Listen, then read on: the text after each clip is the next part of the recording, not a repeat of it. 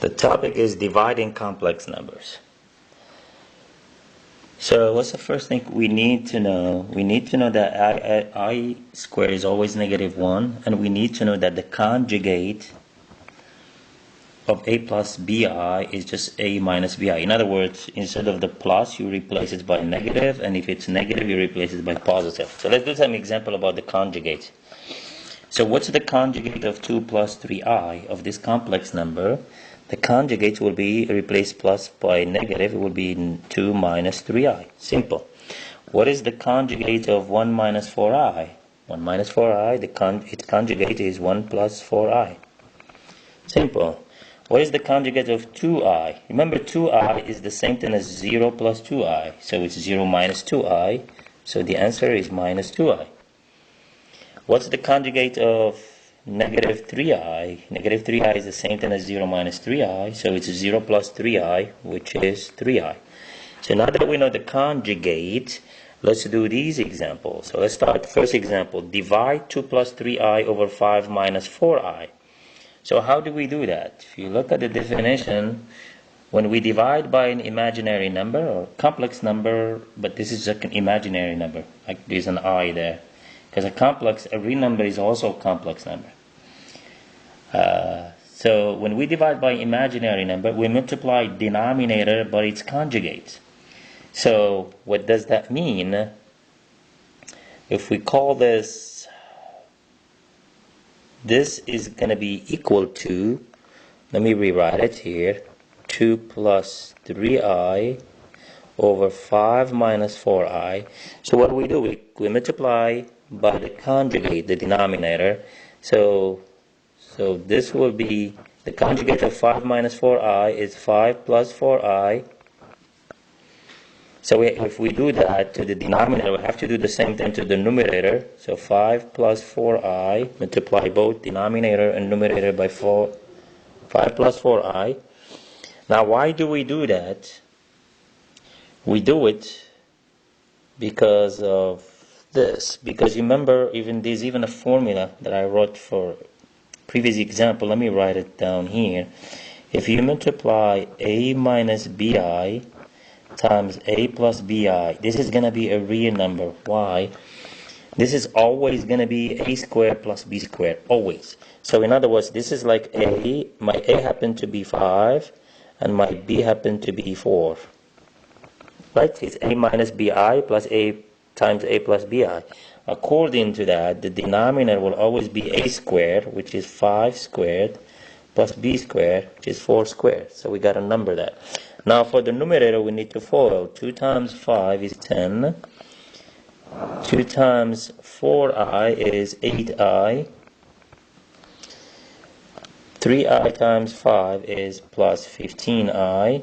And then 3i times 4i is 12i squared. Remember, on the denominator, you could also FOIL, but this is just a shortcut. If you FOIL, you're still going to get the same number. You're going to get a real number. Now, this is equal to, now I'm going to add this like terms. So 10 plus 8i plus 15i is 23i. So plus 23i. Now, this is 12 times negative 1, which is minus 12. So minus 12. Everything divided by 5 squared plus 4 squared will be 25 plus 16. Now I'm going to add 10 minus 12 is what? Negative 2. So negative 2 plus 23i divided by 25 plus 16 is 41. Now we have to split this into fractions. So negative 2 over 41 plus 23 over 41i. So it's written in the form a plus bi. So that's it. Now let's do the same thing for this example. Again, let me rewrite this. A minus I over 2 plus 3i. Again, we need to multiply always the denominator. Look at the definition right here. We need to multiply the denominator by its conjugate. Now, what's the conjugate of the denominator? Conjugate of 2 plus 3i is just 2 minus 3i. So we have to do the same thing for the numerator. Now denominator, using this definition, is always going to be a squared. My a is 2, my b is 3. So a squared plus b squared. And I'm going to FOIL the numerator. 1 times 2 is 2.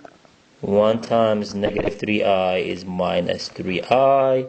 Negative I times 2 is minus 2i. Negative I times negative 3i is plus 3i squared.